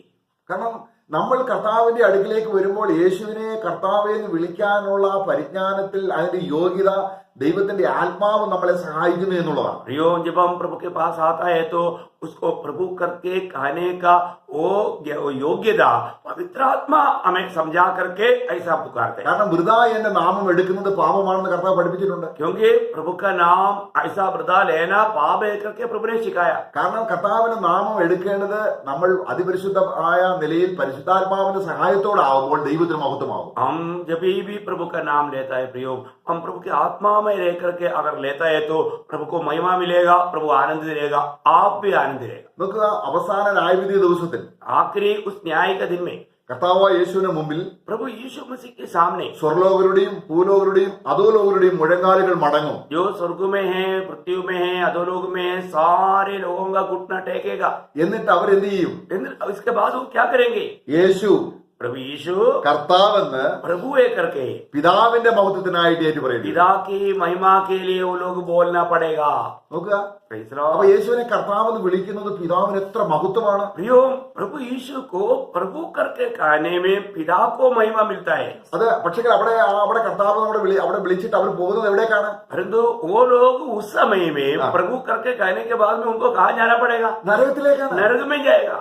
നോക്കുക, ജീവിതത്തിന്റെ അന്ത്യത്തിൽ, ഈ ജീവിതത്തിൽ എന്തെങ്കിലും ആത്മാവിൽ അവനെ കർത്താവെന്ന് വിളിക്കാൻ കഴിഞ്ഞില്ലെങ്കിൽ ദൈവം നമ്മളെ വിളിപ്പിക്കും ഒരു ദിവസം. प्रियो, अगर इस जीवन में रह करके हम आत्मा में यीशु मसीह को प्रभु मान करके, हे प्रभु करके नहीं पुकारता है तो जरूर एक दिन घुटना टेक करके आप प्रभु को प्रभु मान करके आकर जाएगा नरक में। എന്നാൽ നമ്മുടെ ജീവിതത്തിൽ, ഇപ്പോൾ നമ്മുടെ ക്രിസ്തീയ ജീവിതത്തിൽ ദൈവം തന്നിരിക്കുന്ന ഏറ്റവും വലിയ അനുഗ്രഹം ആത്മാവിൽ യേശുവിനെ കർത്താവെന്ന് വിളിക്കാനാണ്. परंतु अभी इस समय में नया जन्म पाया हुआ, उद्धार पाया हुआ हमारा सबसे बड़ा एक सौभाग्य था, आत्मा में हम यीशु मसीह को हे प्रभु करके कहना। നമ്മൾ യേശുവിനെ കർത്താവെന്ന് ആത്മാവ് വിളിക്കുമ്പോൾ അവനെ രുചിച്ചറിയ, കർത്താവ് നല്ലവനെന്ന് നിങ്ങൾ രുചിച്ചറിഞ്ഞിട്ടുണ്ടല്ലോ. प्रयोग जब आप आत्मा में हे प्रभु यीशु करके जब कहता है ना, आत्मा में आप चक्कर के प्रभु का अनुभव ले रहे हैं। आप चक्कर के अनुभव लेने वाला एक अनुभव है, ये प्रभु करके कहने वाला बात। നമ്മൾ 1 Petrus 2 വായിക്കുന്നുണ്ട്, അത് കർത്താവ് നല്ലവൻ അല്ലെങ്കിൽ ദയാലു എന്ന് നിങ്ങൾ അനുഭവിച്ചറിഞ്ഞിട്ടുണ്ടല്ലോ. पहला पत्रोस 4 दूसरा अध्याय का 4 वचन में हम पढ़ते हैं कि प्रभु दयालु है करके तुमने चक्कर के जाना है। നമുക്ക് യേശുവിനെ കർത്താവെന്ന് വിളിക്കുന്നത് നമ്മുടെ ജീവിതത്തിൽ വലിയൊരു കാര്യമാണ്, വലിയൊരു വീര്യപ്രവൃത്തിയാണ്. हमारा जीवन में यीशु को प्रभु मान करके मतलब बुलाना एक बहुत बड़ा एक प्रभु को प्रसन्न करने वाला कार्य है। നമ്മൾ ചിന്തിക്കുന്ന മരിച്ചുപോയ ഒരാളെ ഉയർപ്പിക്കുന്നതാണ് വീര്യപ്രവൃത്തി. हमको ऐसा लगता है कि एक मृदा व्यक्ति को जिलाया तो बहुत बड़ा वीर कार्य किया। എന്നാൽ നരകത്തിലേക്ക് പോകേണ്ട വെറും അതപ്പതിച്ച ഒന്നുമില്ലാത്ത ഈ പാവികളായ നമ്മളെ ഉയർത്തി അനുഗ്രഹിച്ച് പരിശുദ്ധാത്മ ദാനം തന്നിട്ട് നമ്മൾ ആത്മാവിൽ യേശുവിനെ കർത്താവെന്ന് വിളിക്കുമ്പോൾ ദൈവം എന്റെ മകൻ, ദൈവത്തിന്റെ മകനായിട്ട് അവനോട് വെളിപ്പെടുകയാണ്. എത്ര വീര്യപ്രവൃത്തിയാണത്. प्रियो, हमें ये बात को जानना, आज का शूरवीर का काम बोलेगा तो हम पाप में मर करके नरक में जाने वाला हमें प्रभु जिला करके आत्मा दे करके उस आत्मा में हम प्रभु करके कहता है तो प्रियो वो है महान कार्य। महान प्रभु के सामने शूरवीर वो काम में प्रभु प्रसन्न होता है। കാരണം ദാവീദ് യേശുവിനെ ആത്മാവെന്ന് വിളിച്ചപ്പോൾ അത് സ്വർഗ്ഗത്തിൽ രേഖപ്പെടുത്തി. देखा, जब आपने पहले देखा ना, जब दावीद ने अपने जीवन में यीशु को आत्मा में प्रभु करके कहा तो स्वर्ग में उसको लिख दिया। അത് വിളിച്ചൊക്കെ പോയില്ല. वो लिख करके ऐसा माने बोल करके ऐसे नहीं गया। ആ സംഭവമാണ് കർത്താവ് എടുത്ത് യഹൂദന്മാരോട് പറയുന്നത്. वही बात को उड़ा करके प्रभु ने यहूदियों से कहा। അപ്പൊ ദാവീദ് ദൈവത്തെ നല്ലവനായിട്ട് രുചിച്ചറിഞ്ഞു. वो दावीद ने प्रभु बनाया करके चक्कर जाना। നമ്മളെ ദാവീദിനെ കുറിച്ച് നമ്മൾ വായിക്കുന്നുണ്ട്. നമ്മൾ 63 സങ്കീർത്തനം വായിക്കുമ്പോൾ നിന്റെ ദയ ജീവനേക്കാൾ നല്ലതാണ്. प्रभु का वचन में 63 भजन संहिता में बोलता है कि तेरी दया जीवन से भी उत्तम है करके 3 में पढ़ता है। അപ്പൊ നമ്മള് യഹൂദന്മാരുടെ വായിക്കാൻ നമുക്കൊരു സങ്കീർത്തനം തന്നെയുണ്ട്. യഹോവ നല്ലവനല്ലോ അവന്റെ ദയ എന്നേക്കുമുള്ളത്, യഹോവ നല്ലവനല്ലോ അവന്റെ ദയ എന്നേക്കുമുള്ളത്. യഹൂദന്മാർ എപ്പോഴും പാടുകയും വാഴ്ത്തുകയും ചെയ്യേണ്ടതാണ്. हमें मालूम है कि परमेश्वर दयालु है करके एक भजन संहिता 136 भजन संहिता बार बार हम पढ़ते हैं कि प्रभु दयालु है, प्रभु दयालु है, प्रभु दयालु है। ऐसे एक भजन संहिता ही रचा गया। അവൻ നല്ലവനോ അവന്റെ ദയ എന്നേക്കുമുള്ളത്. वो हमेशा उसके अनुग्रह है। അപ്പൊ ദൈവജനം ആരാണ്? परमेश्वर का जन कौन है? ദൈവജനം ദൈവം നല്ലവനെന്ന് രുചിച്ചറിഞ്ഞവനാണ്. परमेश्वर का लोग वो लोग है जो परमेश्वर को बना करके चक्कर जाना वो लोग। അപ്പോൾ നമ്മളെ ഇങ്ങനെ യേശുക്രിസ്തുവിനെ കർത്താവെന്ന് വിളിക്കാൻ, പരിശുദ്ധാത്മാവിൽ വിളിക്കാൻ ദൈവം ചെയ്ത പ്രവൃത്തിയാണ്. ക്രൂശിൽ മരിച്ച് പാപങ്ങൾ പരിഹരിച്ച ദൈവത്തിന്റെ വീര്യപ്രവൃത്തിയാണ് എന്നെ ദൈവത്തെ പിതാവെന്ന് വിളിക്കാൻ, അല്ലെങ്കിൽ കർത്താവായ യേശുവിനെ കർത്താവ് എന്ന ആത്മാവിൽ വിളിക്കാൻ ഇടയാക്കി തീർന്നു. प्रियो, हमें ये बात को जानना, हमारे जीवन में पाप क्षमा पाया हुआ लोग प्रभु की आत्मा में रह करके महान परमेश्वर को पिता कहता है और प्रभु यीशु मसीह को मेरा प्रभु करके कहता है। ये तो हमें मिला हुआ सबसे बड़ा आशीष है। നമ്മുടെ മർക്കോസിന്റെ സുവിശേഷം 9-ാം അധ്യായം जब मरकोस 9 अध्याय അതിന്റെ 39-ാം വാക്യത്തിൽ ഒരു സംഭവം, ഒരു ചെറിയൊരു സംഭവം ഇവിടെ നടക്കുന്നുണ്ട്. उसका 39 में 9 का मरकोस 9 अध्याय का 39 वचन। यीशु ने कहा, उसको मत मना करो, क्योंकि ऐसा कोई नहीं जो मेरे नाम से सामर्थ का काम करे और जल्दी से मुझे बुरा कर सके। അവിടെ ഒരു കൂട്ടം ആൾക്കാര് वहां पर कुछ लोग കർത്താവിന്റെ നാമത്തിൽ ഭൂതങ്ങളെ പുറത്താക്കി. प्रभु यीशु मसीह के नाम पर दुष्टात्माओं को निकाला। അപ്പോൾ അവര് ഈ ശിഷ്യന്മാരോട് കൂടിയില്ല. वो लोग चेलों के साथ नहीं मिला। അപ്പൊ ശിഷ്യന്മാർ എന്ത് ചെയ്തു? അവരെ നിരാകരിച്ചു. तब चेले लोगों ने उनको इनकारा। എന്നാൽ അത് ആ സംഭവം കർത്താവിനോട് വന്ന് പറയുകയാണ്. और वो बात आकर के प्रभु यीशु मसीह से चेले लोग कहता है, നിങ്ങൾ എന്തിനാണ് അവരെ നിരാകരിച്ചത്? तो प्रभु बोलता है कि तुमने उनको क्यों इनकारा? എന്റെ നാമത്തിൽ ഒരാൾ ഒരു വീര്യപ്രവൃത്തി ചെയ്താൽ പെട്ടെന്ന് എന്നെ ഉപേക്ഷിക്കാൻ പറ്റത്തില്ല. यदि मेरे नाम से एक व्यक्ति और ऐसा कुछ महान कार्य किया है तो फिर वो जल्दी मुझे इनकार नहीं कर सकता। എന്തുകൊണ്ടാണ് കർത്താവിനെ പെട്ടെന്ന് വിട്ടുപോകുന്നത്? क्यों लोग प्रभु को जल्दी छोड़कर जाते हैं? കാരണം അവർക്ക് ഹൃദയത്തിൽ കർത്താവ് നല്ലവനെന്ന ആത്മാവ് രുചിച്ചില്ല. क्योंकि वो लोग अपना दिल में प्रभु भलाई करके चक्कर के नहीं जाना। എന്ന് പറഞ്ഞാൽ ഒരാൾ എന്നിൽ നന്മ പ്രാപിച്ചു. ഇപ്പൊ മക്കളക്കാരത്തി മറിയെ നോക്കുക. अभी आप देखिए, अगर आप एक व्यक्ति से अगर भलाई पाया, आप हमारा पकनल्ला मरियम को देखिए, 7 ഭൂതങ്ങൾ നിറഞ്ഞൊരു സ്ത്രീ. वो 7 दुष्टात्मा भरा हुआ एक स्त्री था അവളെ കർത്താവ് അതിൽ നിന്ന് പുറത്താക്കി. और प्रभु ने उनको चंगाई दिया, അവൾക്ക് സുബോധം വന്നു. उनको अच्छा समझ आया। പിന്നെ ഒരിക്കൽ ശവക്കല്ലറയിൽ പോലും യേശുവിനെ ഒരിക്കലും ഉപേക്ഷിക്കാതെ പിന്തുടർന്ന ഒരു വെറും ബലഹീനയായ ഒരു സ്ത്രീ. प्रियो, छुटकारा पाने के बाद में प्रभु यीशु मसीह को कभी ना छोड़ते हुए प्रभु के पीछे हो लिया हुआ कब्रिस्तान में तक रोते रहने वाला एक भक्त या स्त्री था। ആരും ഇല്ലാതിരുന്ന ഇരുട്ടിന്റെ സ്ഥലത്ത് കർത്താവിനെ അടക്കിയ സ്ഥലത്ത് ചെന്നിട്ട് അവള് ആ കർത്താവിന്റെ ശരീരം എടുത്തുകൊണ്ട് പോകാൻ വീട്ടിൽ കൊണ്ട് പോകാനായിട്ട് നോക്കുകയാണ്. देखिए उनका प्रेम, अरे वो जो वहां पर कोई भी नहीं, अंधेरे में ही जाकर के अगर मिल गया तो मैं उस लोथ को लेकर के जाऊंगा, इस निर्णय में खड़ा हुआ उसने। എന്താണ് അവളെ അങ്ങനെ പ്രേരിപ്പിച്ചത്? क्या बात है, उसको इतना बड़ा हमारा उत्साह दिया? കർത്താവ് നല്ലവനെന്ന ആത്മാവിൽ മനസ്സിലാക്കി. क्योंकि प्रभु भलाई करके उन्होंने आत्मा में चक्कर जाना। കർത്താവിനെ ഉപേക്ഷിക്കാൻ അവൾക്ക് പറ്റില്ല. वो कभी भी प्रभु को नहीं छोड़ सकता. കാരണം എന്തെല്ലാം പ്രശ്നം വന്നാലും ഈ ഉള്ളിൽ കർത്താവിനെ ഗ്രഹിച്ച് നല്ലവനെന്ന് അറിഞ്ഞപ്പോൾ, ആത്മാവിൽ അറിഞ്ഞപ്പോൾ, ഇനി എന്റെ കർത്താവിനെ എനിക്ക് വിട്ടുപോകാൻ പറ്റത്തില്ല എന്നുള്ള ആ ദൃഢമായ ബന്ധം. अभी उसका जीवन में प्रभु को चेक करके जाना है. अभी कुछ भी हो, कितना भी प्रतिकूल हो, लेकिन वो प्रभु को छोड़ करके नहीं जा सकता. वो ऐसा उसका एक पक्का निर्णय है. ശിമോന്റെ വീട്ടിൽ കർത്താവ് ഭക്ഷണത്തിന് ഇരിക്കുമ്പോൾ അവിടെ വന്ന പാപിനിയായ സ്ത്രീയുടെ കാര്യം നമ്മൾ നോക്കുക. हम लोग जानते हैं कि जब वो शिमोन फरीसी के घर में प्रभु यीशु मसीह को भोज के लिए बुलाया था, उस समय में एक पापिनी स्त्री प्रभु का पादस्थान में आकर के रोते हुए बैठा हुआ संभव आप देखिए. നോക്കുക, അവന്റെ കാൽക്കൽ കരഞ്ഞ് കണ്ണുനീര് കൊണ്ട് അവന്റെ കാല് കഴുകി, തലമുടി കൊണ്ട് തുടച്ചു. वहां पर आकर के वो आंसू से उनका पाव सींचा और बाल से उनका पाव को पहुंचा. ഇതെല്ലാം അവളെ പ്രേരിപ്പിച്ചത് എന്താണ്? इन सारे बातों के लिए उसको ये इतना बड़ा प्रेम देने के लिए इतना बड़ा प्रेरणा उसको जीवन में कैसे हुआ? പാപക്ഷമയെ കുറിച്ചുള്ള ബോധ്യം അവൾക്ക് കിട്ടി. क्योंकि प्रभु यीशु मसीह मेरा पाप क्षमा करेगा करके उसको अच्छा उसको ज्ञान मिला. കാരണം അവിടെ പാപമോചനം പ്രാപിക്കാത്ത ആ മനുഷ്യൻ അതൊരു അരോചകമായിട്ട് തോന്നി. अभी यहाँ पर पाप क्षमा ना पाया हुआ उस शिमोन को ये बात बड़ा बुरा लगा. എന്നാൽ കർത്താവ് പറഞ്ഞ എന്താണെന്നറിയാമോ? परंतु प्रभु ने क्या कहा? അധികം ക്ഷമിച്ചു കിട്ടിയവൻ അധികം जो എന്നെ സ്നേഹിക്കും. जिसको अधिक क्षमा मिला वो अधिक प्यार करेगा. അപ്പൊ പാപക്ഷമയുടെ ആഴം നമ്മളെ ആഴത്തിൽ ക്രിസ്തുവിനെ, കാരണം യേശു നല്ലവനെന്ന് നമ്മൾ രുചിച്ചറിഞ്ഞു കഴിയുമ്പോൾ, ആത്മാവിൽ രുചിച്ചു കഴിയുമ്പോൾ അവനെ വിട്ടുപോകാൻ തോന്നത്തില്ല. प्रियो, अगर आपको मिला हुआ पाप क्षमा कितना बड़ा था, ये बात को आपने आत्मा में चक्कर जानेगा तो वो व्यक्ति कभी भी प्रभु को छोड़कर नहीं जा सकता. കാരണം നമ്മൾ അവനെ ആത്മാവിൽ അനുഭവിക്കുകയാണ്. क्योंकि हमने प्रभु को आत्मा में अनुभव किया. അവനെ ആത്മാവിൽ കർത്താവ് എന്ന് വിളിക്കുകയാണ്. हम आत्मा में प्रभु को प्रभु करके कहता है. അപ്പൊ അതുപോലെ തന്നെ ഒരു കൂടെ പറഞ്ഞു നിർത്താൻ ആഗ്രഹിക്കുന്നു. और एक बात भी कर നാം യേശുവിനെ കർത്താവ് എന്ന് ആത്മാവിൽ വിളിക്കുന്നത് പോലെ അതേ ആത്മാവിലാണ് പിതാവായ ദൈവത്തെ പിതാവ് എന്ന് വിളിക്കുന്നത്. प्रियो, हम प्रभु यीशु को प्रभु करके जो कहता है वही आत्मा में हम महान परमेश्वर को पिता करके पुकारते हैं. നാം അവിടെ നമ്മൾ റോമലേഖനം നേരത്തെ വായിച്ചു. हमने रोमियो का पत्र में वो पढ़ा था.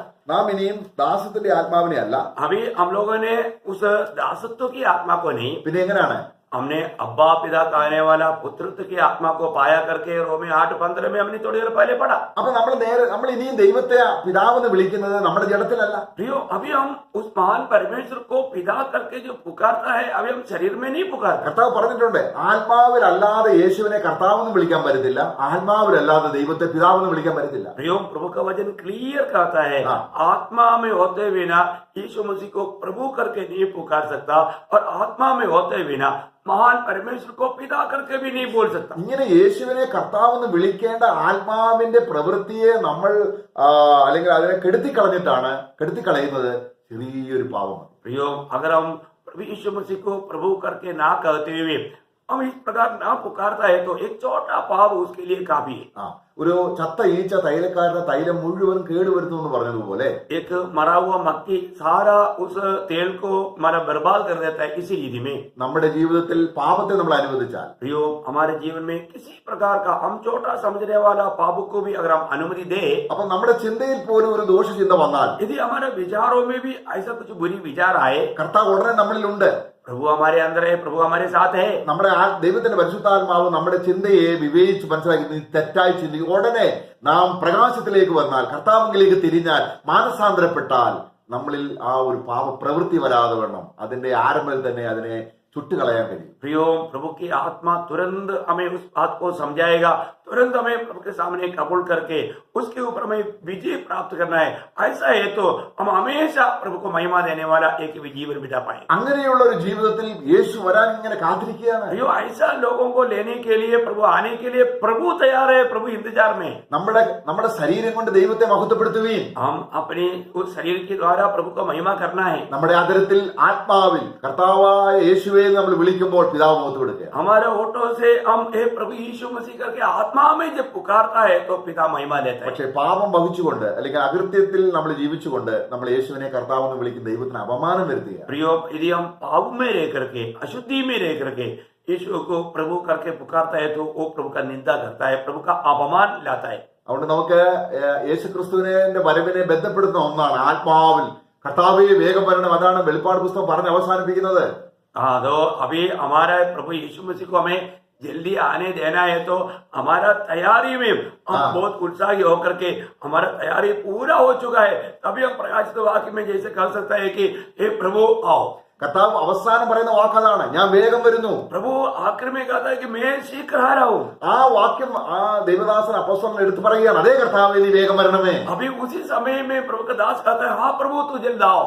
ആ കർത്താവ് എന്ന് വിളിക്കുന്ന ആത്മാവിലാണ്. प्रियो उस समय में प्रभु करके जो कहता है वो आत्मा में कहता है. അപ്പോൾ നമ്മൾക്ക് ഒരു ദിവസം നമ്മുടെ ചെറിയ പാപം വന്ന് തോന്നിയാൽ പോലും അതിനെ എങ്ങനെ കൈകാര്യം ചെയ്യണമെന്ന് അറിഞ്ഞാൽ വളരെ പ്രത്യാശയുള്ള ഒരു ജീവിതം, ആത്മനിറവിന്റെ ജീവിതം എപ്പോഴും നമുക്ക് ജീവിച്ച് കർത്താവിനെ വരവിനെ ബന്ധപ്പെടുത്താൻ കർത്താവ് നമ്മളെ സഹായിക്കും. प्रियो हमें ये बात को जानना, हमारे जीवन का हम छोटा सा समझने वाला पाप भी क्यों ना हो, यदि प्रभु की आत्मा अगर हमें समझाता है तो हमें वो बात को भी कबूल करके उस पर भी विजय पा करके एक आत्मा से परिपूर्ण रिधि में, आत्मा से भरा हुआ एक जीवन बिताने के लिए प्रभु हम सबको सहायता करे. ആമേൻ. प्रभु का वचन आपको आत्म उन्नति के लिए कारण बना है. बार बार ध्यान करना. प्रभु का अनुग्रह आप सबके साथ. Praise the Lord.